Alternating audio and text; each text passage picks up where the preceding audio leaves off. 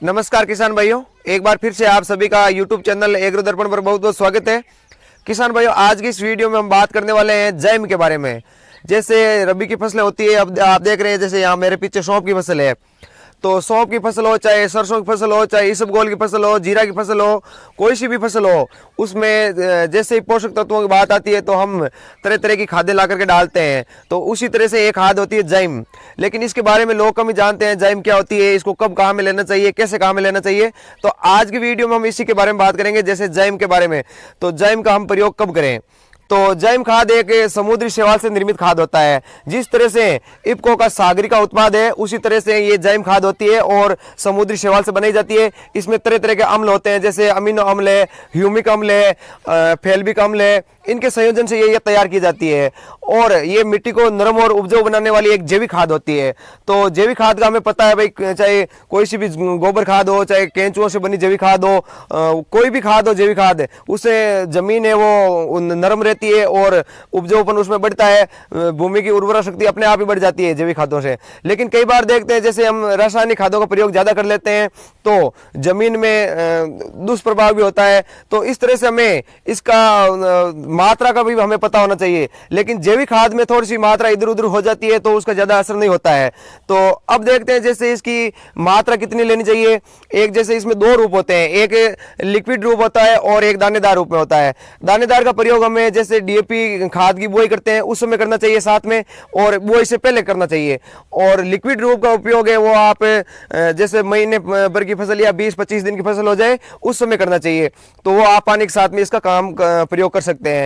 तो इसका प्रयोग है वो जैसे फसल है 2 महीने की या 2.25 महीने की हो जाए उससे पहले पहले कर देना चाहिए, क्योंकि ये पूरी फसल में काम करने वाली एक खाद होती है। इस कारण इसका समय पर उपयोग करना चाहिए ताकि फसलों को पोषक तत्व मिल सके। और इसमें तरह तरह के जैसे इसमें फायदे होते हैं। ये बीज को जैसे अगर हम दानेदार का प्रयोग करते हैं तो बीज को अंकुरित करने में काफी फायदेमंद होता है। बीज को जल्दी अंकुरित करता है और डंठल को मजबूत भी बनाता है। इसके अलावा इससे पत्तियां हरी रहती है। और जैसे हम देखते हैं कई बार इसमें तेल की मात्रा होती है तो कोई में तेल की मात्रा को भी ये बढ़ाता है। और इसके अलावा प्रोटीन प्रदान करता है फसलों को। और फसलों में जैसे कई बार फल और फूल गिरने लगते हैं तो उनसे गिरने से बचाता है। और जैसे हार्मोन असंतुलित हो जाते हैं फसलों के तो उन हार्मोनों को भी ये कंट्रोल करता है। तो इस तरह से जैम खाद का बहुत ज्यादा उपयोग है। लेकिन कई बार देखते हैं किसान भाई है वो नकली जैम लेकर भी आ जाते हैं और उनको पता नहीं होता है कि ये असली है या नकली। तो इसमें जैसे काले रंग की होती है वो नकली खाद होती है, नकली जैम होती है। लेकिन असली जैम का रंग होता है थोड़ा भूरा। तो भूरे रंग की जो खाद होती है वो जैम असली जैम होती है। तो आप उसका उपयोग करके और फसल को अच्छा पोषण प्रदान कर सकते हैं। इसके अलावा हम देखते हैं जैसे जमीन में मित्र कीटों की संख्या बढ़ाने में जैम का बड़ा योगदान होता है। जमीन में मित्र कीटों की संख्या बढ़ती है और इससे जमीन में नाइट्रोजन की मात्रा भी बढ़ती है।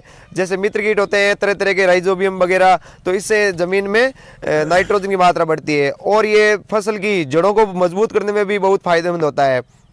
तो इसके अलावा अब इसकी मात्रा की बात करते हैं तो जैसे 8 से 10 किलो दानेदार जैम 1 एकड़ के लिए काफ़ी होती है। तो आप दानेदार जैम का प्रयोग बुआई से पहले करके 8-10 किलो 1 एकड़ के लिए कर सकते हैं। तो किसान भाइयों, आज की वीडियो में अगर आपको जैम के बारे में जानकारी अच्छी लगी है तो वीडियो को लाइक करें और चैनल को सब्सक्राइब करें और ज़्यादा से ज़्यादा वीडियो को शेयर भी करें। धन्यवाद किसान भाइयों।